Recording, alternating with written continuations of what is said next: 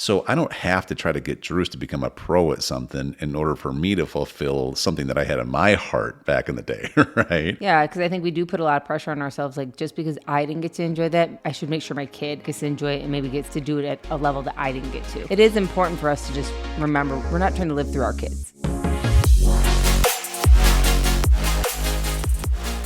Hello, everyone. We are Greg and Jacquie Francis, and welcome to High Performance Parenting, where our passionate goal is to encourage you to raise champion children in a crazy world. Every week, we will bring you multiple episodes from our extensive experience of raising our six happy, healthy, successful, godly kids who are confidently equipped to win big in life. We deeply believe that any parent who is provided with the right knowledge and continual support can raise amazing kids. And when they do, all of our futures get better. If raising up future generations of absolute champions matters to you as much as it does to us, here's how you can contribute.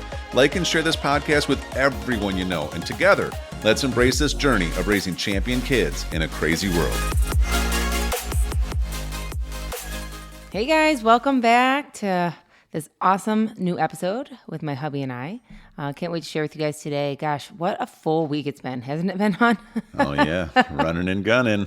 I don't know about you guys. Maybe you guys feel the same way. School started, sports started, every activity under the sun came out of nowhere, and we are trying to figure out our calendars. In fact, that's kind of what we want to talk about today. Launching new businesses, new relationships. It's been a little overwhelming, to be honest with you.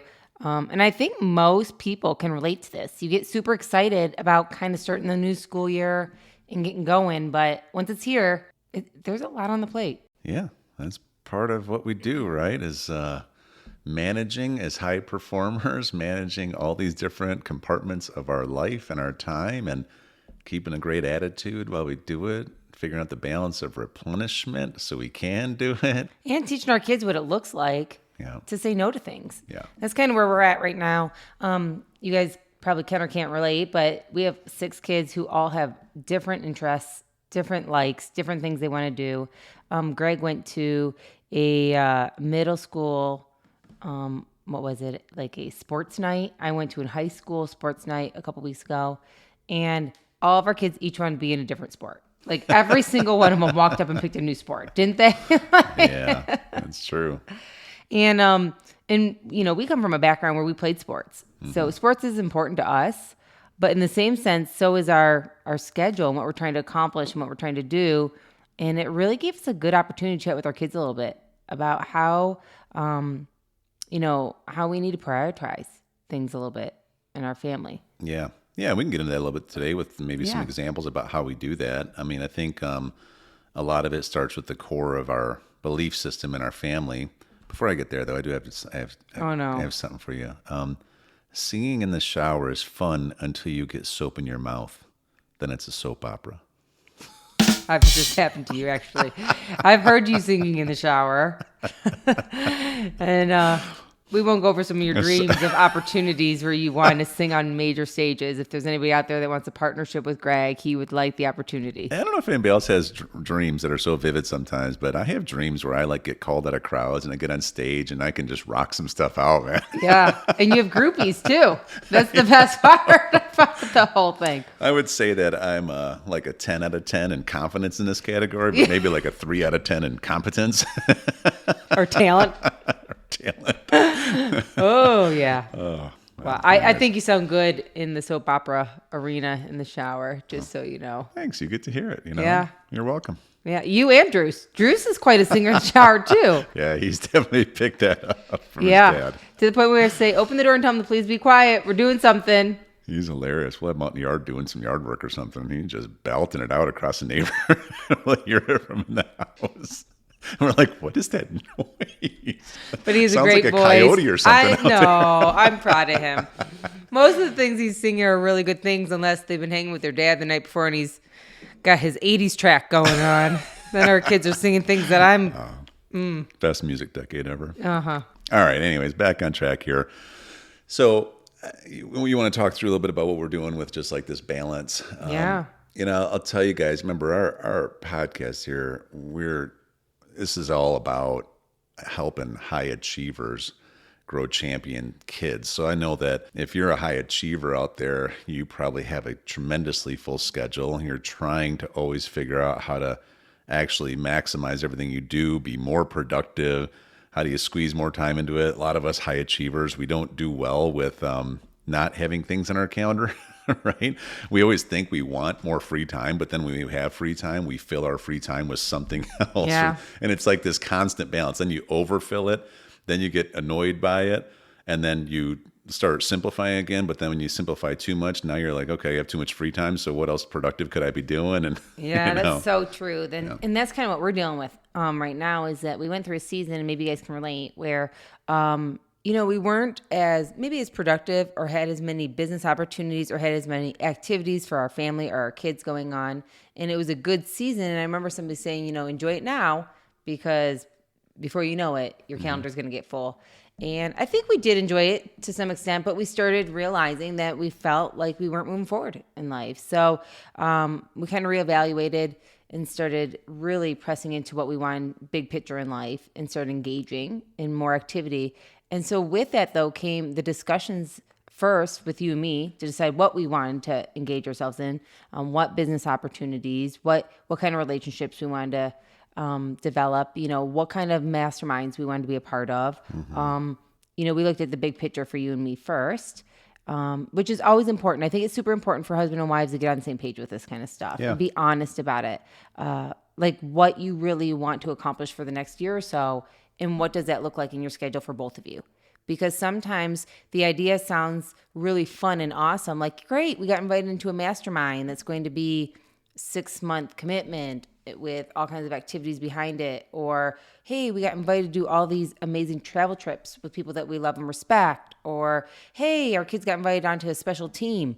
Hey, let's commit to this, this, and this. And it seems great up front until we really plan out what we ultimately want. Yeah.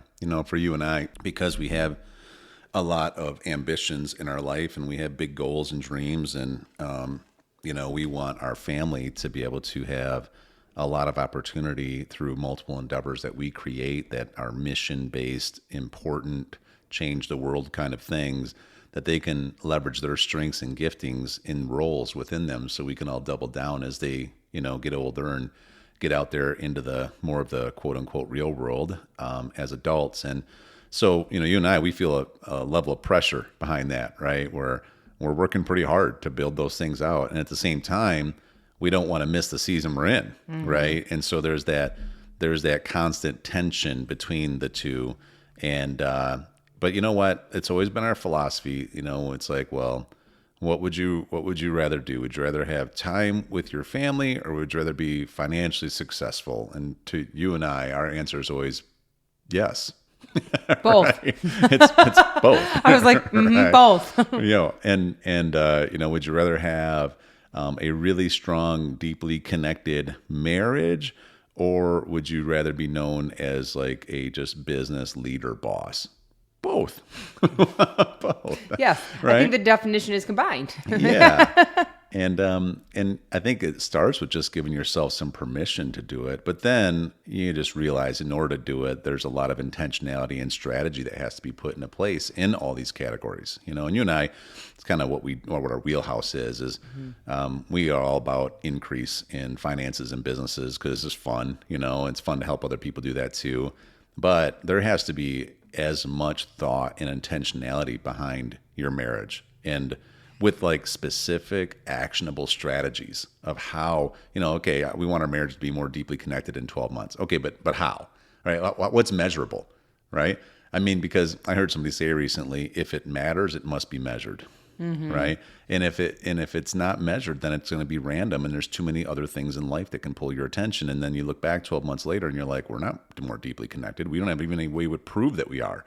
We're just kind of guessing that maybe we could have been, right? And the crazy part is most likely your business or your endeavor isn't really thriving that much better if your marriage isn't doing well. Yeah. It can only do so well if your home life isn't doing well. Right. And so it's just kind of one of those hard topics that maybe we can get into a little bit more, but the point of being on the same page about your schedule. Yeah. Well, again, it kind of comes down to, first, I think you have to start going through the vision process, right? Of where are we going?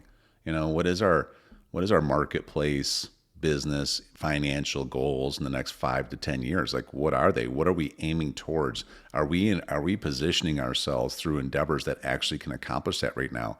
And if we're not, then how do we start shifting our time to not spending all of our time doing things that won't help us hit a goal? Instead, can we shift our time into the things that we need short term? Maybe they get just a small percentage of our energy, but the things we want to do long term, they get 80% of our energy. Right. We were just literally discussing this the other day about the 80-20, you know? And Yeah, the Pareto principle. that's right. Right? That 20% of everything that you do will give you 80% of the results. And you can break it down in almost every category of life, right? Exactly. Right. And so I think when we, like I was saying a little bit earlier, for us, one of the things we first do is every couple of months we sit down and reevaluate our calendar. You know, Greg and I, we evaluate it every week when we get together and kind of game plan, just you and me, but we really go a deep dive every couple of months and kind of reevaluate with the seasons that are changing, new sporting opportunities that come up, maybe business endeavors that are come up, friendships that are developing, opportunities to travel, whatever the case may be. We kind of reevaluate and go deep again in our calendar to see if it really lines up with what we ultimately want. Because it is super easy to say yes to everything, and then you're not really accomplishing anything that you wanted that year. So if I can give any suggestions, I would say, you know, make sure that you're really taking the time, husband and wife getting together on a regular basis and deep diving into your calendars together. And be able to say yes and no to different commitments together and not be angered about it, not hurt by it, not offended by it. I mean, I can't tell you how many times either one of us have brought an opportunity to maybe have a new chance to do something and we're like, okay, but let's evaluate. Is this the right year for this? Is this the right season for this? Is this what we really want to accomplish, you know, in the next 6 to 12 months? You know, and trying to be okay with that from each other. And sometimes we have to say no to people or to things or opportunities that we really want to do sometimes. And we've not only taught ourselves to be okay with that, but then we've transferred it down to our kids. And it kind of started like I was talking about at the beginning here about the sporting open house that we went to. Yeah. I mean, literally every kid picked a new sport. So you can imagine like our kids that are in school, 5 different sports pretty much were. Yeah. And there is just not enough time in the day for Greg and I to run around to every sport, even though we want them in every sport. We want them to be able to do everything they have the desire to do. I mean, we definitely want them to try it all, right?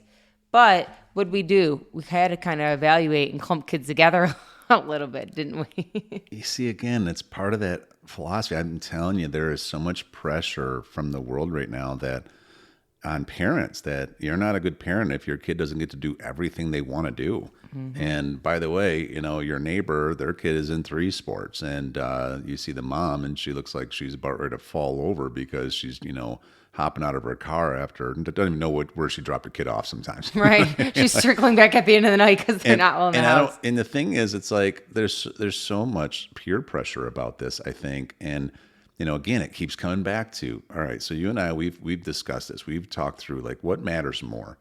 What matters more for us? You know, any of our kids have never really expressed such an interest, such a passion into a specific sport that they want to take it the whole way and glorify Jesus with their effort. They just like to play. They like the relationship side.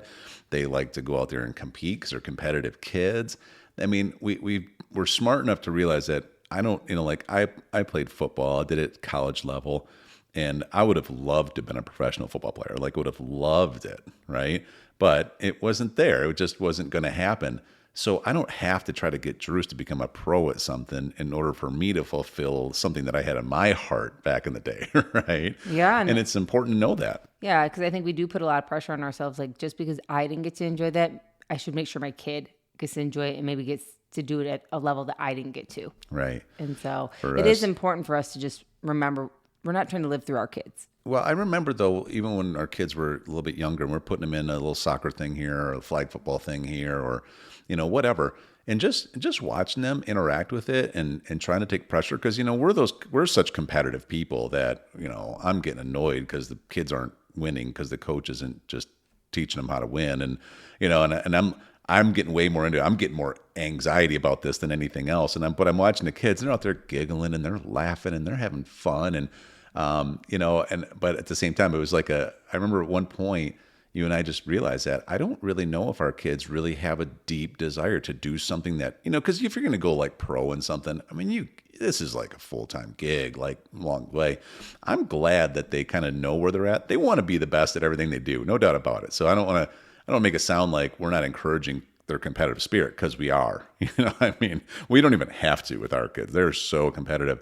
However, I just think we've just done a lot of communication where we realize that, our family's mission is a lot bigger than just sports. Not that it's a wrong thing for other people to have a mission of being that best at what you do, but we just have figured that out, right? Yep. Sounds like a good topic to continue. Oh, okay, well, we will then. All right. Hey everyone, thanks for listening and thanks for your love and support. We hope that today's episode added tremendous value to you and your family. It would mean so much to us if you would partner with us on our mission of helping parents around the globe raise champion children in this crazy world. To do so, simply take a moment to like and share this podcast with everyone in your network. And we have great news. You get more of us. You can expect new episodes every Monday, Wednesday, and Friday mornings. So be sure to consistently tune in with us and enjoy our show. See you next time.